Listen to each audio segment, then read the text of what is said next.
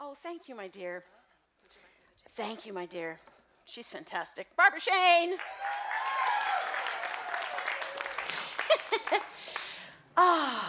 So, I'm a paper and pen kind of a girl. I write songs on a paper with pen. And I have my talk on a paper with pen.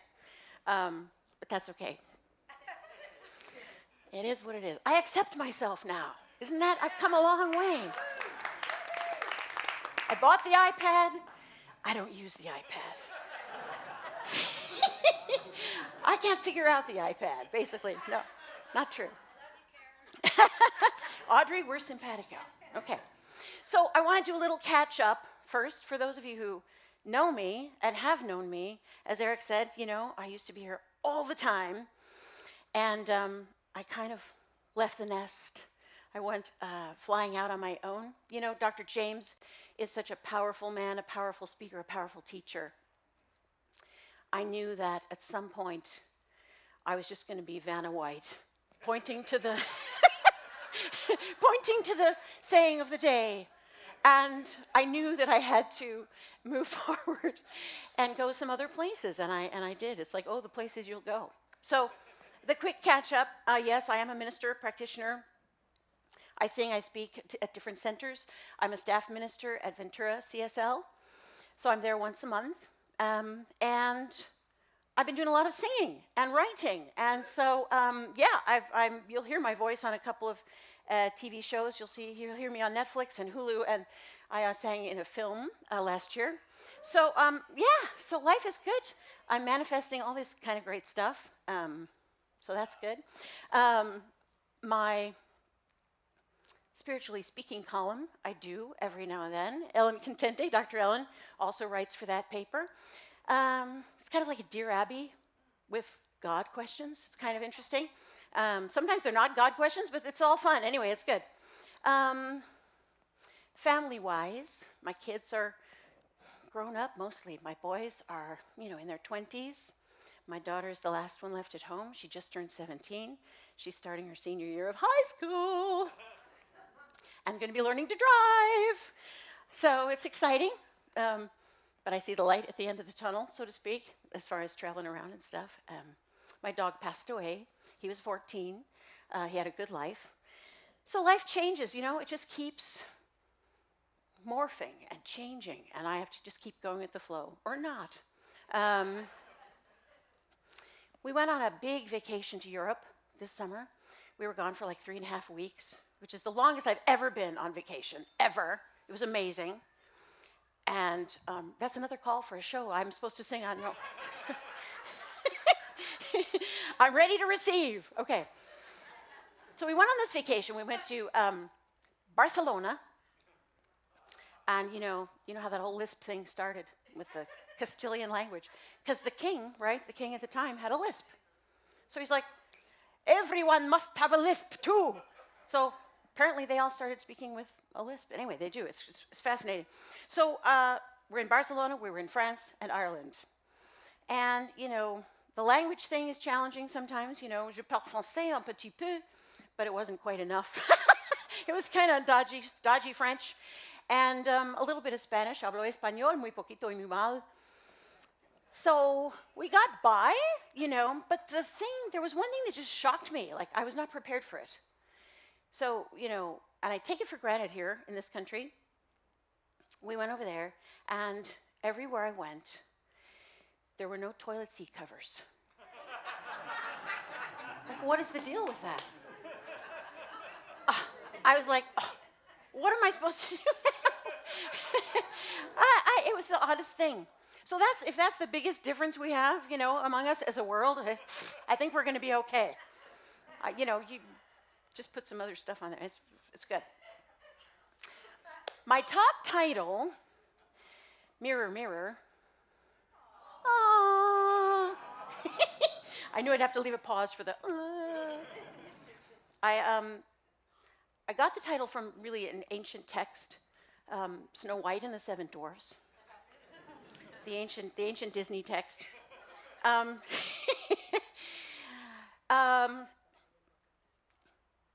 Reflection as I alluded to earlier, can be a thing or an action. So for me, I really wanted to just touch on both aspects of it because not only are we the mirror reflecting back to each other constantly, but in order to really run our lives consciously, we have to do some reflecting, like Audrey was talking about. Maybe on our whole life, maybe just on today, but we find ourselves having to reflect and check in. Where am I at? Where am I at? It reminds me of this little story. Originally, it was a Buddhist monk story, but I'm going to turn it into a Science of Mind minister story. So there was a Science of Mind minister, and she was wandering around Ireland and wandering around the hills and just adoring the beauty. And then she saw this sort of castle in the distance, which you do see them there. She walks over, and there's a guard at the gate. And the guard looks down at her and he says, "Who are you? What are you doing here?" And the minister says, "Well, do they pay you to stand there and ask that question every day, like all the time?" "Yes, they do." "Okay, can I pay you to come to my house and ask me that question every day? Because I really want to know who I am and what I'm doing here." That's basically, the idea. What are we doing here? Who are we? When we say remember who we are, what does that mean to some of us? What do you mean, who am I? I'm a mother, I'm a daughter, I'm a sister, I have a job. No, that's not what we're talking about. Deeper than that. Ernest Holmes says on page 320 of the Science of Mind textbook, which is hefty. I didn't bring it this time because it's a hefty book, but it's great. Ernest says the law, which is the power of creation, basically, the law is a law of reflection. For life is a mirror, reflecting to us, as conditions, the images of our thinking. Life is a mirror reflecting to us, as the conditions, the images of what we're thinking about. So like Eric was saying, what we focus on expands. We're giving it power to grow. We have that power. We have that creative force. Every one of us does. Whether we use it or not, to a specific end, that's the other thing. But we are always creating something. Sometimes stuff we don't really want to be creating, but we do. And then we have to reflect and figure out, what in the world am I doing here? Who am I? And what am I doing here? So when we reflect, we're thinking about going deeper. I want to take us a little deeper right now. On the surface, we show up, we're dressed nicely, we say hello to our friends. Inside, there may be some stuff going on. How many of us are really angry right now? Angry about stuff that's happening. Angry at a family member. Angry at ourselves. How many of us are sad right now? Grieving. And we can't see it from the outside. So you're sitting next to somebody who is experiencing something that may be really, really painful right now. Sad, angry, grieving. What else do we try to stuff to the surface under the cover of, it's all good? I had to get to a place where I'm tired of saying that it's all good when it's not feeling good. And it's not healthy to stuff that stuff down and pretend that it's all good when it's not. That's not what we're here to do. That's not what religious science is all about. Fake it till you make it, pretend it's all good. We're here to discover and uncover and heal. That's what we're here to do. Because who we are is so amazing and so undefinable. We can't even define who we really are. It's beyond our conception. What is God? What is the universe? It's just bigger and more amazing than anything. And we touch on it and we feel it when we go to places like Asilomar, when we're sitting holding someone's hand as they're passing away. And it's okay to feel what you're feeling. Accept it, acknowledge it, feel it. And then reach for a thought that feels a little bit better. And a practitioner or somebody can also help you to reach for a thought that feels a little bit better. We don't want to build a tent there. We don't want to camp out there. But we want to acknowledge where we are at all times. Right? You with me? Yes. So, 13th century mystic Rumi said, as you live deeper in the heart, the mirror gets clearer and clearer. So what clouds our mirror? Not living deep enough in the heart, that's what Rumi is saying. But seriously, in life today, what clouds my mirror is judgment, not discernment, judgment, ego,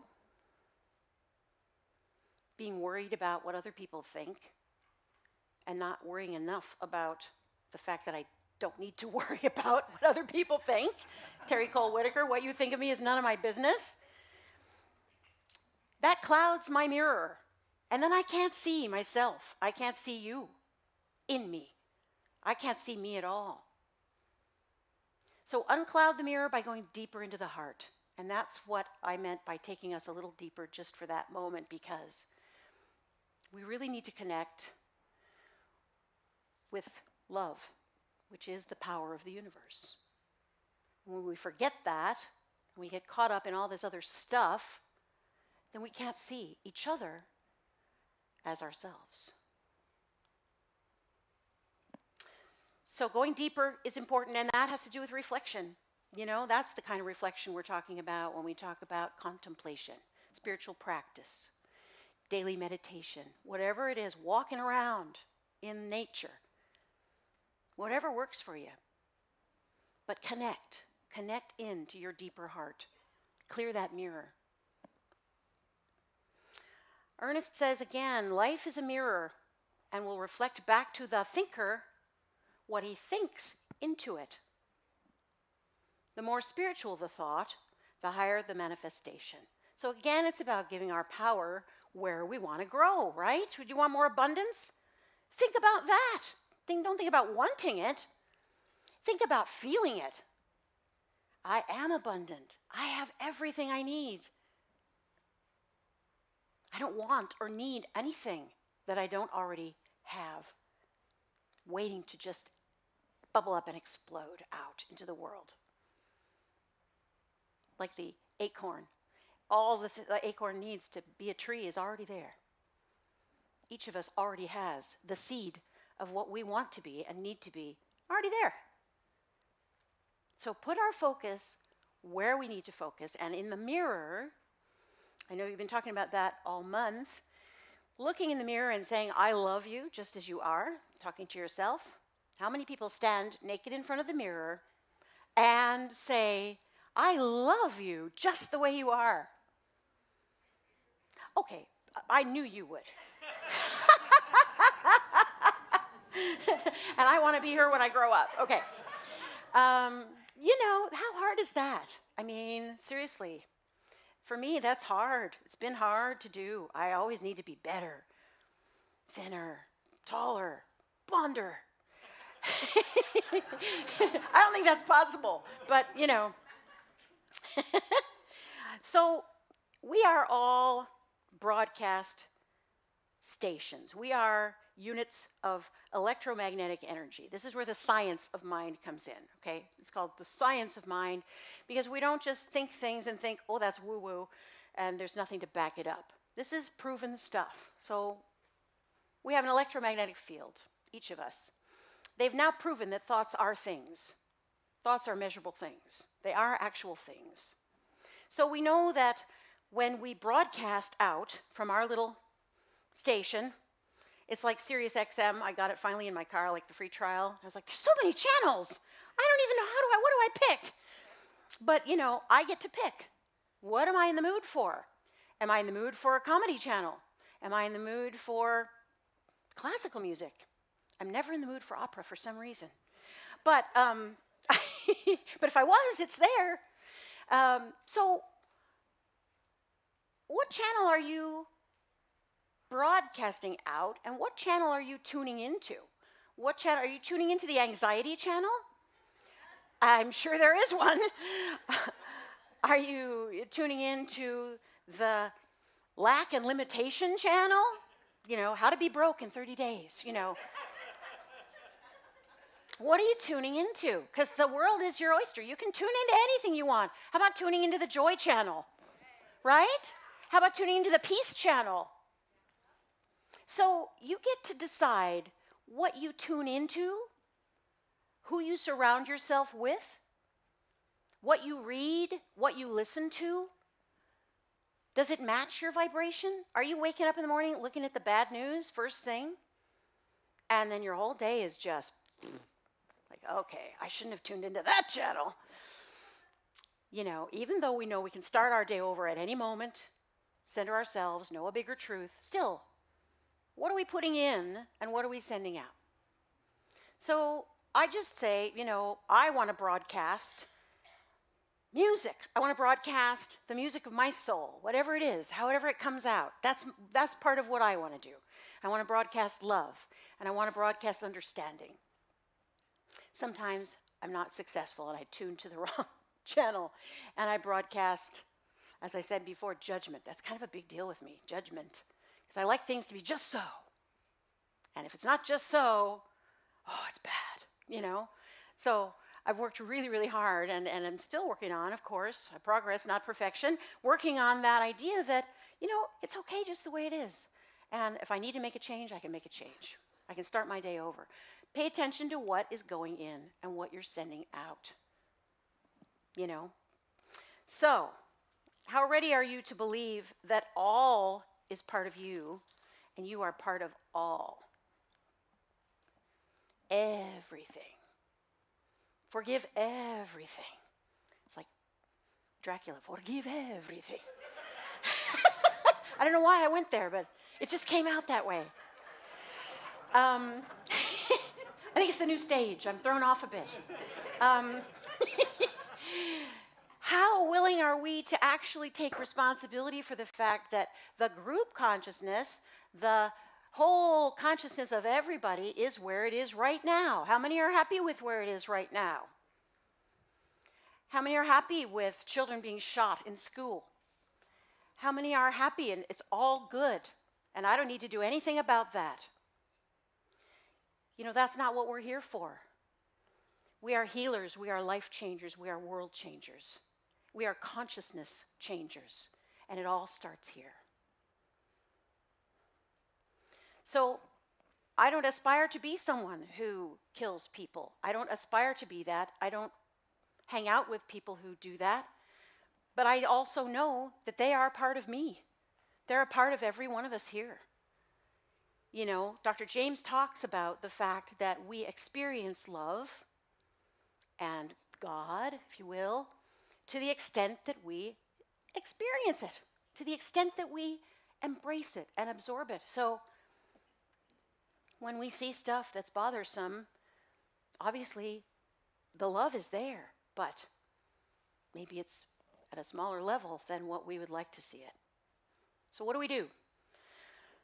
We look in the mirror and we change what we can. And that's our own consciousness and what we focus on. And what we focus on is love and life and the big picture truth that all of us are one. That's what we focus on. And when we see stuff, as Ernest Holmes says, that shows up as conditions that say, no, you're not. No, that guy's bad and you're good. And this shouldn't happen and this should happen. And it's not related to each other at all. We know the bigger truth. We step back. And it's uncomfortable to know, for me, that part of me is capable of killing. Somebody in my human family is capable of that. Doesn't mean there's no God there. It means they're not embracing or absorbing or hooking into that God that is there as much as they could. So, thoughts and prayers, I see a lot on the internet. Oh, thoughts and prayers do nothing. Stop with your thoughts and prayers. Take some action. And part of that is true.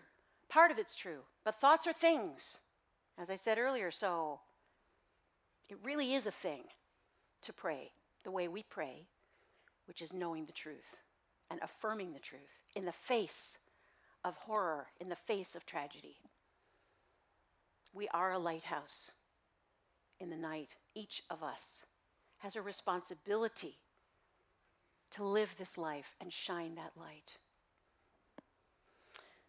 So, in closing,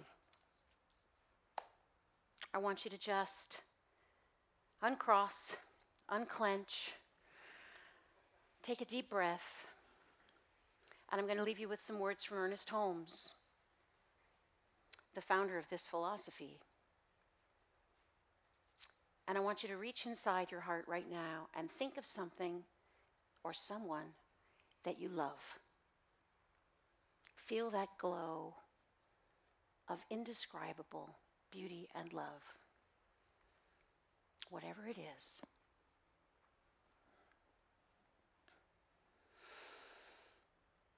Ernest says, "This great love, which I now feel for the world, is the love of God and is felt by all and comes back to me from all. I understand all people, and this understanding is reflected to me from all. I give friendship, therefore I have friends. I help, therefore I'm helped. I uplift, therefore I'm uplifted.